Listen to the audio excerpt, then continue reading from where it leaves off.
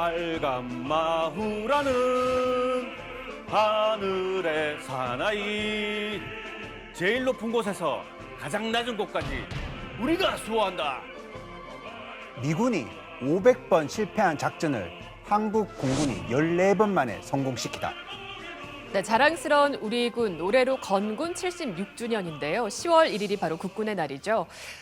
우리 군 중에서도 공군하면 빨간 마우라, 그리고 빨간 마우라는 바로 이분을 상징합니다. 우리 지역의 인물인 유치곤 장군, 영화보다 더 흥미진진한 이분의 생애와 우리 공군의 이야기 오늘 나눠보죠. 이미 검증된 이야기 손님이 나와주셔서 더 기대가 됩니다. 낙동강 전선의 대한민국 일타 강사, 육군 제3사관학교 박동희 교수님 모셨습니다.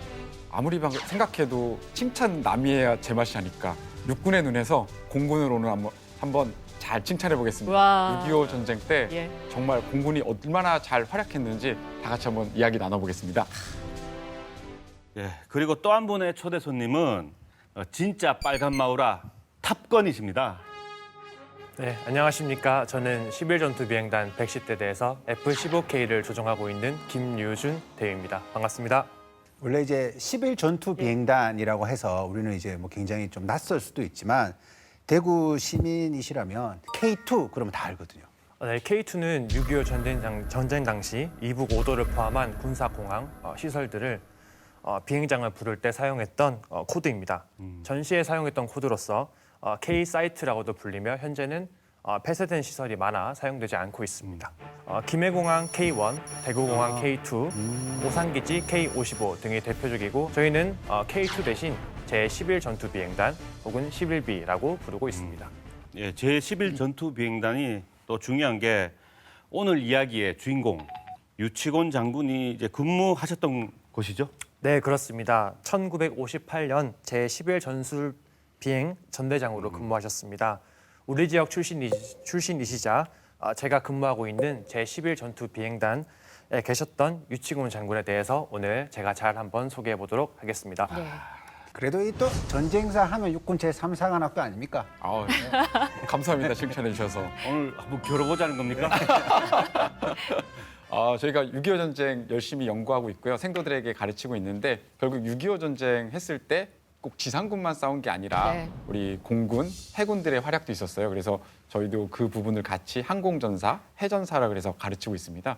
그래서 우리가 공군에 대해서 잘 알지 못하면 현대전에서 승리할 수 없다. 오늘 그런 측면에서 한번 육군의 시선에서 공군이 얼마나 중요하고 나에게 소중한가 한번 그런 부분 한번 잘 얘기해 보겠습니다.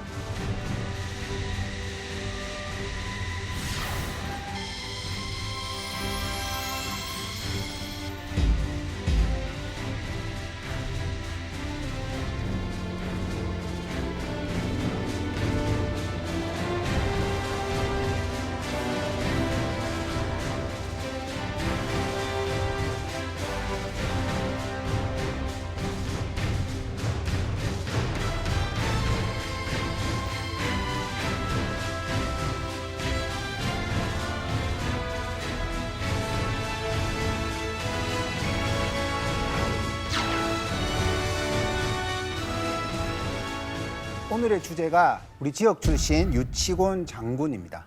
근데 제가 솔직하게 말씀드려가지고 그렇게 저한테 익숙한 인물은 아니었거든요. 네. 우리가 그렇군요. 조금 직관적으로 알 수 있는 키워드가 있을까요? 유치곤 장군에 대해서. 1964년에 개봉한 영화 한 편 있는데 빨간 마우라라고 혹시 보셨나요? 마우라. 그 진짜 알죠, 알죠. 자, 다 같이 해볼까요? 빨간 마후라는 팔뚝 하늘의 사나이. 아니, 김유준 대위 실제로 노래할 때 이렇게 해야 되는 거예요? 실제로 공부할 노래할 때는 서서 바른 자세로. 다른 자 손이 안 여기 움직이는 약간 거죠? 아니래요. 술 먹고 부르는 느낌이고. 이렇게 해야 되는 거 아닙니까, 당연히? 회식 때는 이렇게. 아니, 이 노래가 그러니까 영화 주제곡이기도 한데 예. 이게 또 유치곤 장군을 나타내는 키워드라고 하시네요. 이 빨간 마우라의 모티브이자 실제 주인공으로서 보시면 될 것 같아요.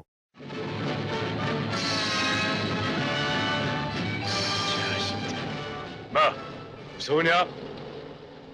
응? 괜찮습니다. 노래들이나 불러라. 빨간 마후라는 하늘의 사나이 하늘의 사나이는 빨간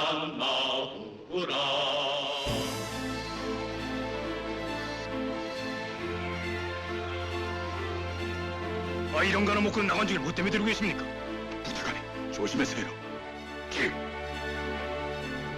이 빨간 마을의 주인공이자 이 모티브를 주셨던 이 유치곤 장군은 을지 무공훈장을 3회 수상하시고 충무 무공훈장 3회, 또 심지어 미군으로부터도 4회의 순장을 수여받으신 아주 대단한 인물이십니다. 우리 정부뿐 아니라 미군으로부터도 공로를 인정받으셨군요. 맞습니다. 그리고 유치곤 장군님은 6.25 전쟁 휴전시까지 총 203회 전시 출격이라는 대한민국 공군 조종사로서는 유일무이한 업적을 가지고 계신 분이십니다. 예, 얼마나 대단한 업적이었으면 또 영화로도 다뤄졌겠습니까? 근데 이 유치곤 장군이 또 대구 출신이라는 거 아니겠어요? 예, 맞습니다. 1927년 7월 17일 현재 대구 달성군 유가읍 쌍계리에서 출생하셨고요. 그리고 현재는 이제 그 살아셨던 이제 생가 인근에는 네. 유치곤 장군 호국 기념관도 이제 세워져 가지고 우리들이 이제 가서 직접 그분의 활약상을 볼 수 있겠습니다. 기념관 앞에 유치곤 동상이 세워져 있습니다. 동상 제작 때 제11 전투 비행단을 방문해서 똑같은 모습으로 그 동상을 제작했다는 이야기가 있습니다. 전적비는 많아도 사실 사람의 이름으로 된 호국 기념관은 이분이 처음입니다. 네, 그 정도로 6.25 전쟁 당시에 전적이 탁월하신 분이셨고 많은 분들이 잘 몰라 조금 안타까운 현실입니다. 이분이 광복 이후에 고국으로 돌아와서 입대를 하는데 그 당시에는 공군은 없었던 것 같고 바로 육군에 입대를 하잖아요. 그게 아마도 공군이 그 3군 중에 가장 늦게 창설돼서 그런 걸까요? 육군에서 공군이 49년 10월 1일 이제 완전히 분리되면서 하나의 군으로 돼서 3군 체제가 딱 된 날 10월 1일이죠. 그래서 이제 그날이 이제 창설 기념일이어 가지고 우리는 이제 그 10월 1일이 이제 국군의 날이 거기서 연유했다라는 이야기도 있어요. 왜냐하면 기념일이 같네요. 예, 만들어졌으니까. 그런데 이제 10월 1일로 이제 56년 10월 1일에 국군의 날을 이제 딱 제정해서 할 때 또 이야기가 우리가 1950년 10월 1일 처음으로 38도선을 우리가 돌파해서 북진 작전을 하게 되거든요. 그게 이제 동해안 쪽에 있는 그 우리 백골 3사단이 이제 처음 넘어가게 돼요. 그래서 그날을 기념해서 10월 1일 국군의 날이라고 했다라고 하는 게 그게 조금 더 정설로 우리가 받아들여지고 있습니다. 당시 국가의 가도기적 상황을 생각을 해보면 나름 빠르게 어떤 안보적인 것, 국방적인 것을 좀 시스템을 갖추려고 노력을 했는 티가 좀 나는 것 같아요. 이게 45년 8월 15일 날 해방을 하는데 네. 1년, 2년 사이에 국가 국방에 관한 기틀을 어쨌든 속사는 좀 미흡하겠지만 이렇게 잘 만들어 놓은 것 자체가 그래도 조금 국가로서 거듭나기 위한 그런 노력의 흔적을 보일 수 있는 것 같아요. 근데 실제로 그 대한민국 공군의 공식적인 역사의 시작이 뭐 독립운동에서부터 시작됐다 그런 얘기도 있던데요. 아, 예, 맞습니다. 사실 독립운동 때 공군만이 아니라 다른 군들도 다 어떻게 보면 기틀을 만들었는데 저는 이제 이 공군이 그때 기틀을 만들었다는 게 상당히 인상적이에요. 항상 보면 1903년 라이트 형제가 비행기를 처음으로 만든 다음에 1914년 이제 1차 세계대전이 일어나고 나서 이 전투기를, 그러니까 비행기를 가지고 전투에 이제 하는 거예요. 처음에는 정찰하고 거기서 정찰하다가 폭탄도 떨어뜨려 보고 하는 이런 식으로 해서 전투를 했어요. 근데 우리가 1920년대에 우리도 공군을 만들겠다, 우리도 항공부대를 만들겠다라는 그 움직임이 있었던 거예요. 임시정부 시절에요? 예. 오. 근데 이걸 누가 이끌었냐가 사실 중요한 거죠. 혹시 아시나요? 아무래도 김구 선생하고 좀 노선이 달랐던 네. 우리 독립을 또 이제 무장 투쟁으로 쟁취해야 된다고 지금 말씀하셨던 김원봉 선생 김원봉 선생 아닌가 봐요. 아닌가요? 아, 아쉽게도 답은 도산 안창호 선생님이십니다.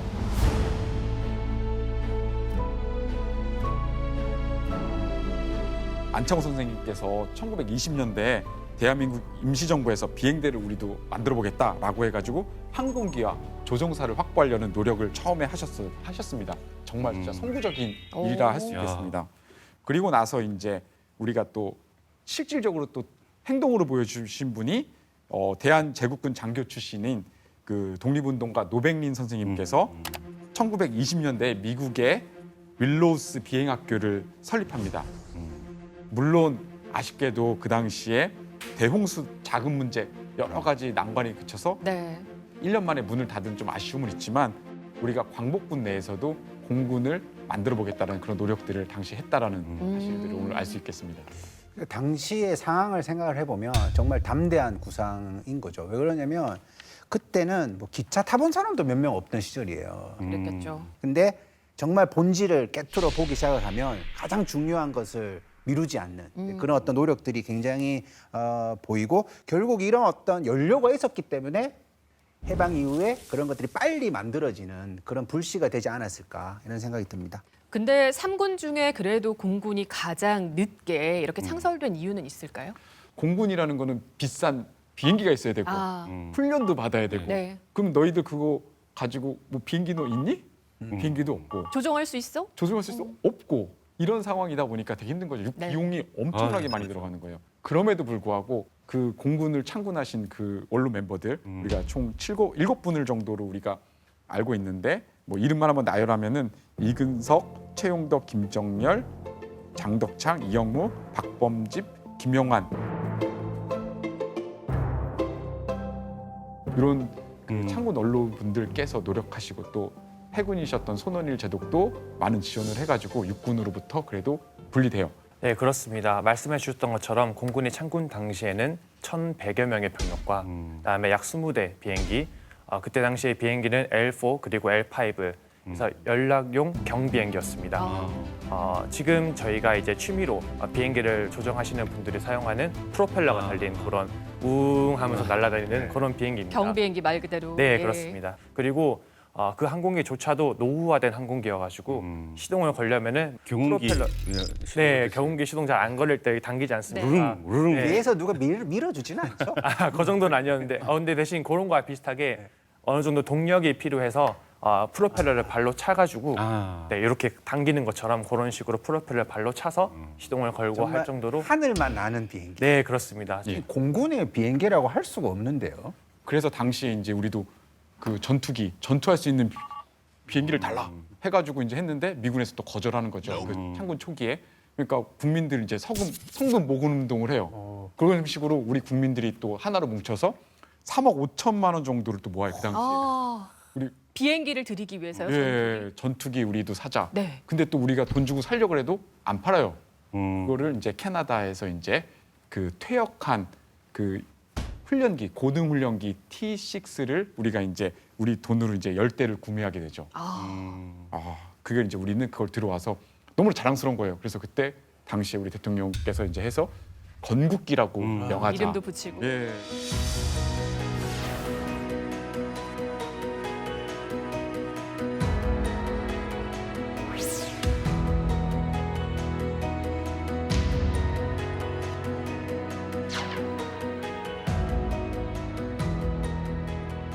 그래서 지금 공군사관학교에 있는 게 국가 등록 문화재로 2016년에 이제 등재되어 있습니다. 이게 바로 1950년 5월의 일이거든요. 근데 그리고 한 달 만에 바로 6.25 전쟁이 일어나는 거 아닙니까? 우리는 이게 정찰기에, 연락기에, 훈련기에 근데 전쟁이 일어났어요. 그럼 폭탄도 쏘고 해야 될 거 아니에요. 비행기는 떴는데 그럼 어떡합니까? 날고만 있어요. 그렇습니다. 그래서 말씀해 주셨던 것처럼 사용할 수 있는 무장이 제한되었기 때문에 조종사에서 탑승한 항공기에 탑승한 조종사가 직접 폭탄을 가슴에 안고 조종을 하면서 자기가 폭파하고 싶은 표적이 보인다 그러면은 폭탄을 비행기에서 떨어뜨려서 거기다 던지는. 네, 그렇습니다.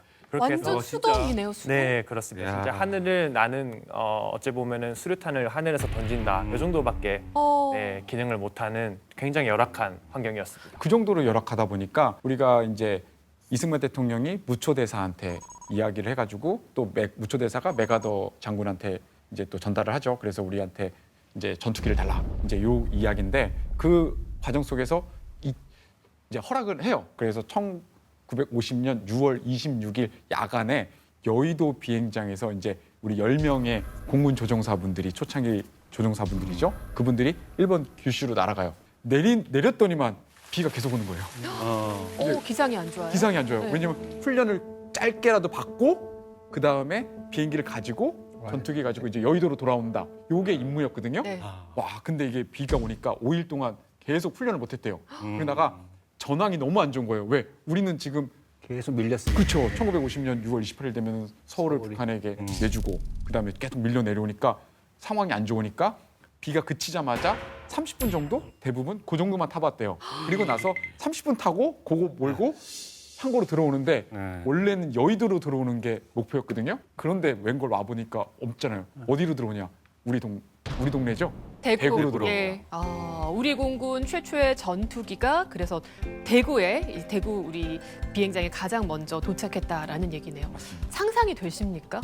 30분 훈련받고 전투기를 전쟁을 하지 않지만 몰고 온다는 게? 네, 사실 말도 안 되는 거죠. F-51 무스탕 기종은 이름에서 알 수 있듯이 무스탕, 야생마, 살생기라는 별칭을 가지고 있습니다.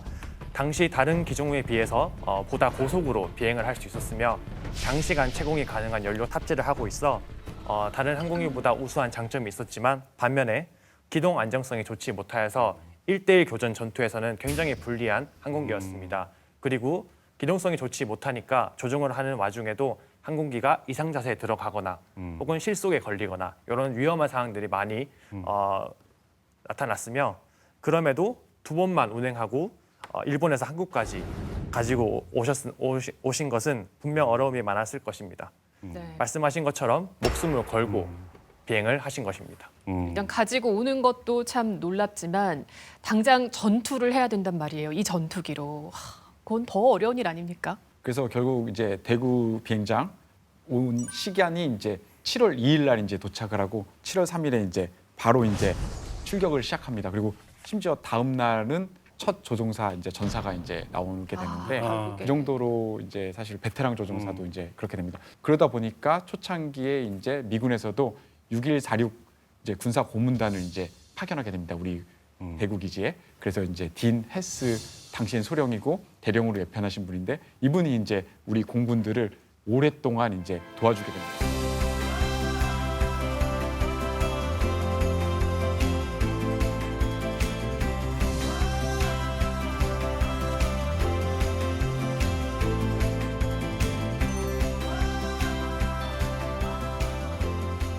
전투기를 어떻게 가르치냐? 군사 고문단이 같이 비행을 하면서 학생이요? 가르쳐요. 어. 원래는 이제 어떻게 타는지 그다음에 어떻게 정비하는지 이런 걸 도와주려고 오신 분들인데 이분들이 봤을 때는 도움이 필요한 거예요, 진짜. 네. 그러니까 자기들이 사실 위험을 감수하고 참전을 하신 거예요. 네, 참전을 하게 돼요. 그런 식으로 해서 그 기간을 오랜 기간 거쳐가면서 이제 우리가 그 전투 능력, 독자적인 작전을 할 수 있는 능력까지 이제 쭉 발전할 수 있게 되는 거죠. 이런 어떤 혼란 속에서 이제 유치곤 장군이 이제 정식으로 어떻게 보면 전투 비행단에 소속되어서 배속이 되어서 활약을 하게 되잖아요. 유치곤 장군의 생애를 보면 1949년 8월에 공군에 입대를 하고 51년 4월에 공군 소위로 임관이 됩니다. 그리고 그해 9월에 제1전투비행단 제10전투비행전대 강릉 전진부대에 이제 배속되었다고 나옵니다. 이 강릉이 당시 공군의 어떤 기지로서는 어떤 의미를 지니고 있었습니까? 강릉이 가지고 있는 장점은 당시 전투기들은 현대 전투기에 비해서 속도가 늦었기 때문에 적의 남하하는 공중 위협이나 혹은 우리가 가서 타격을 해야 하는 타격 지점에 도달할 때까지 걸리는 시간이 상당히 길게 됩니다.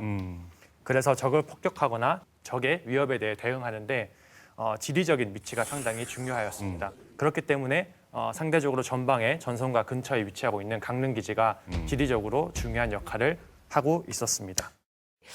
유치곤 장군이 속한 그 제10 전투 비행 전대도 꾸려졌고 그리고 이 장군이 활약한 또 엄청난 그 작전이 있지 않습니까? 바로 승우리 철교 폭파 작전입니다.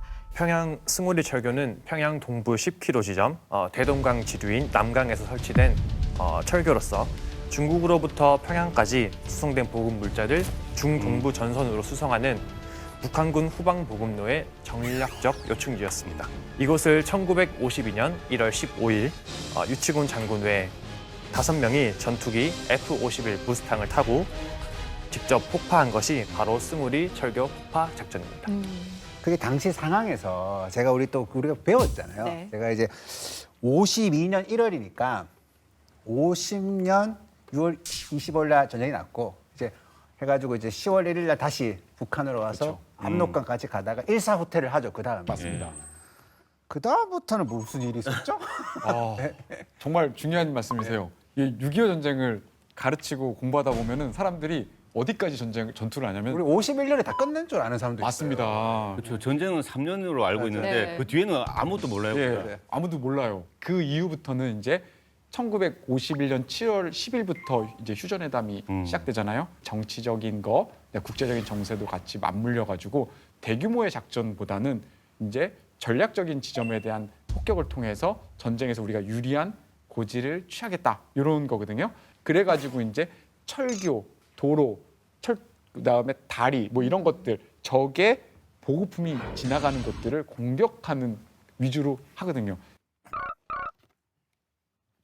지난번에 이어서 한번 또 설명을 해보겠습니다. 이 압록강 북쪽에서 이제 물자를 만들고 또 그걸 내려요. 쭉 내리면은 이 기차 철도를 따라서 평양으로 모이게 돼요.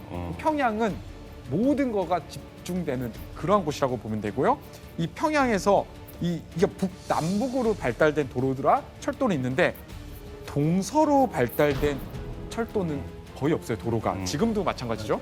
평양 쪽에서 중동부 전선으로 어떤 물자가 들어가려면은 요 철길을 따라서 이동하게 돼야 되는 거죠. 그게 승호리 철교인가요? 맞습니다. 거기서 평양에서 이제 북동쪽으로 조금 가다 보면은 10km 지점에 있는 이 철교를 폭파함으로써 이 중동부 전선으로 가는 물자를 끊겠다라고 보시면 되겠습니다.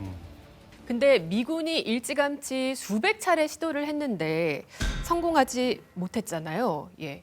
이 500차례라는 거 이거 우리나라가 조금 뻥치게 한 거 아니야? 한 50번 실패했다면 이해가 돼요. 의장 은폐했다. 그러면 이제 다시 작전을 짜고 그러는데 이게 이제 공군의 작전 실패가 500번이나 된다. 위장 은폐 이런 게 감이 잘 오진 않거든요. 저도 판례를 준비했습니다.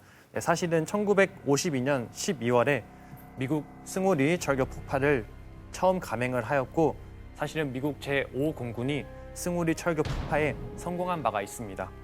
하지만 북한군은 기존 승호리 철교가 폭파되고 나서 북쪽으로 약 200m 강의 하류 방향에 새로운 목재로 정말 보수를 또 해버렸군요. 네, 그렇습니다. 기존의 철교 하류 방향에 목재를 쌓아 임시 규각을 만들었습니다. 또한 임시 규각을 만들 당시 북한군은 인민지원군과 함께 주변에 다수의 대공포들을 배치하여서 추후에 있을 폭격의 대비를 만만한 대비를 하였습니다. 그리고 중요한 작전 요충지였기 때문에 집요한 방어를 통해서 미군이 이후 500소티 이상 계속 공격을 감행함에도 승호리 철교에 대한 폭파가 성공하지 못한 상황이었습니다. 자, 그러다가 그럼 어떻게 성공하게 되는 거예요? 네, 미군이 작전이 계속 실패하자 대한민국 공군에게 임무를 부여합니다.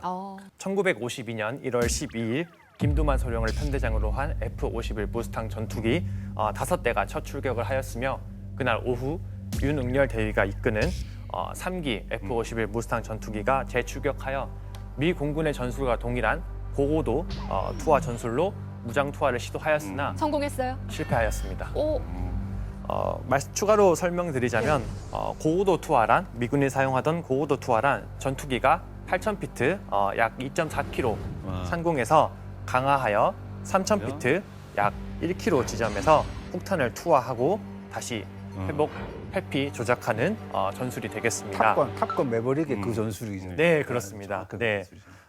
작전 책임자이신 김신 대령은 기존에 미군이 사용하던 고공투하 전술로서는 승호리 철교를 폭파하는 데 어려움이 있을 것이라 판단, 조종사들에게 적어도 공격 방법을 제시하였습니다. 이제 공격 방법이 바뀐 거네요? 네, 높이가 달라진 건가요? 네, 그렇습니다. 적어도 공격은 4,000피트 고도에서 강하하여 1,500피트, 그러니까 지상으로부터 약 500m 정도. 절반이나 가까워졌네요. 네, 그렇습니다. 그래서 기존의 고고도와 달리 절반으로 고도가 줄어든 상황이 되겠습니다.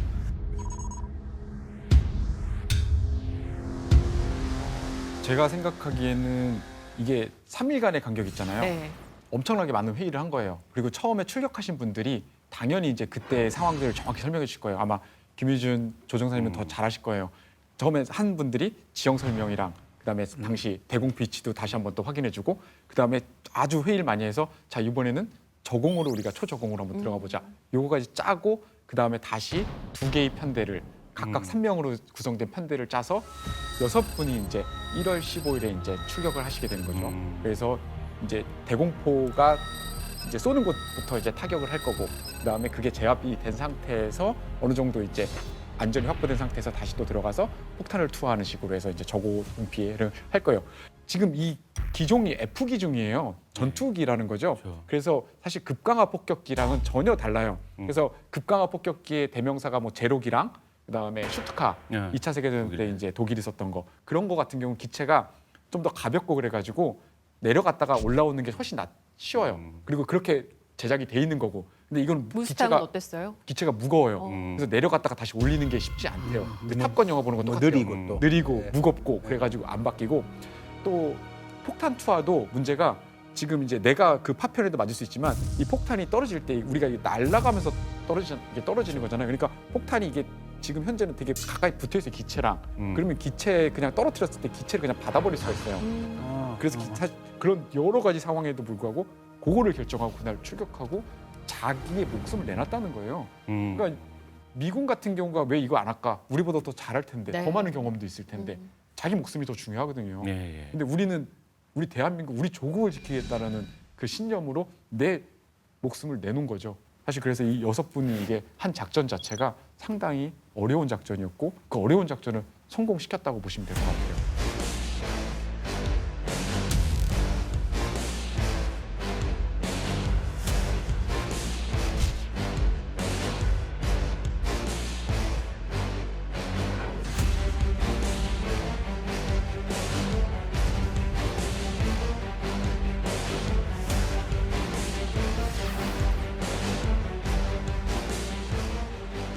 미군이 500패 10패했기 때문에 우리마저 실패하면 안 되잖아요. 정말 네. 절박한 심정으로 이 작전을 성공시킨 게 아닌가 싶습니다. 또 우리 군이 이 전술을 짜고 우리 군이 성공시켰다는 게 의미 있는 거죠. 실질적으로 우리가 이제 초창기 6.25 전쟁 초기에 10대 전투기를 받았는데 8월 이제 되고 나면은 우리 전투기를 회수하려고 그래요, 사실. 그러니까 어떻게 보면은 이제 미군이 직접 운용하는 게 더 효율적이라는 생각도 했겠죠. 조종사 더 있으니까. 근데 이제 처음에 설명드렸던 딘 헤스 6146 부대 군사고문단에서 안 된다. 한국 공군이 할 수 있다. 해서 다시 도와줘가지고 우리를 믿어줬기 때문에 그 전투기를 다시 가져가지도 않고 우리가 독자 작전할 수 있는 그 역량까지 올라온 거예요. 네. 그래서 이제 독자 작전을 하기로 한 상태에서 사실 큰 임무를 이제 초창기에 맡은 거거든요. 그러면 우리가 이걸 성공시켰어요. 그럼 한국 공군 되겠다라고 해서 미군도 더 한국 공군을 믿어주고 더 지원을 하게 되는 그 계기가 있어요. 그러니까 단순히 우리가 작전상에서 북한의 그 철교를 끊었다 이것만이 아니라 우리 대한민국 공군이 독자적인 작전을 할 수 있다. 그리고 미군 너희들 우리 지원하면 된다라는 거를 증명했다고 보시면 돼요. 그래서 이게 더 의미 있다고 보시면 되겠습니다. 네, 그 부대원이라고 해서 왜 두렵지 않았겠으며 그런 또 새로운 전술을 시도하는 것에 대한 또 우려도 있었을 텐데 성공했을 때도 기쁨은 얼마나 컸겠습니까? 당시의 심경을 적은 글이 있어서 좀 낭독을 제가 해보겠습니다. 철교를 향하여 일정한 속보로 조준을 수정하면서 날아갔다. 제1편대가 남은 로켓탄과 기총으로 적 화기진지의 정면으로 필사적인 육박전을 감행하여 이를 침묵시킴으로써 2편대는 아무런 위협도 받음이 없이 목표를 공격할 수 있었다. 승리의 기쁨이 마음속으로부터 북받쳐 올라왔다. 눈시울이 뜨거워지고 앞이 흐릿해졌다.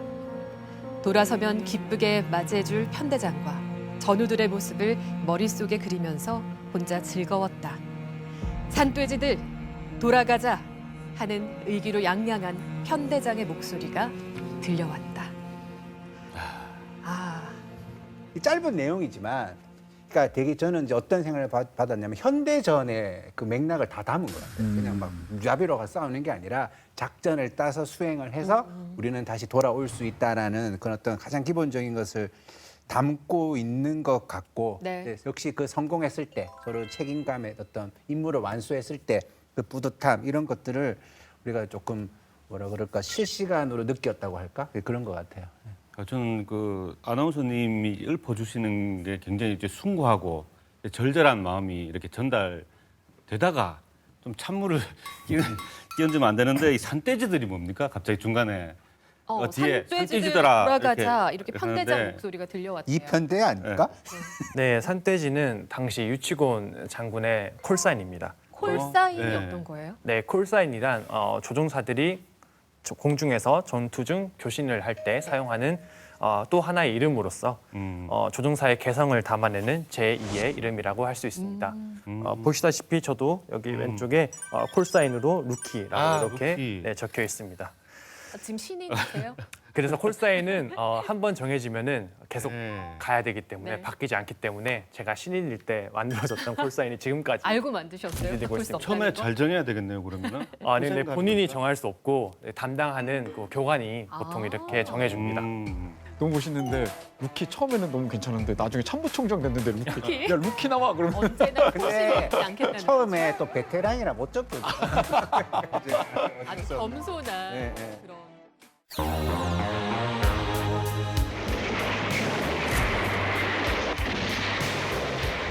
이 영화는 당시 공군의 전폭적인 지원을 받아서 제작되었습니다. 탑건이 빨간 마우라를 따라했나 싶을 정도. 우리가 원조다. 그런 생각도 좀 들었고요. 이제 제10 전투비행단 제트 비행 교육대장을 F-86 우리가 인수하는 그 시점에 맞춰서 또 타시게 됩니다. 그러니까 유치군 장군은 대한민국 공군의 가장 중요한 기틀을 그러네요. 닦았던 사람인 것 같아요. 어떻게 보면 제2의 창군같이 이 대구를 중심으로 했다는 걸 사실 되게 우리가 기억을 해야 될 것 같아요. 제11 전투 비행단은 F-15K를 운영하고 있는 비행단으로서 그 좋다. 나 그거 몰련다. 나 조종하련다. 뭐 그렇게 선택할 수 있는 거예요. 한 번만 태워주시면 안 돼요? 말씀하실지. 제가 한번 더 높이 올라가서 한번 힘써 보도록 하겠습니다.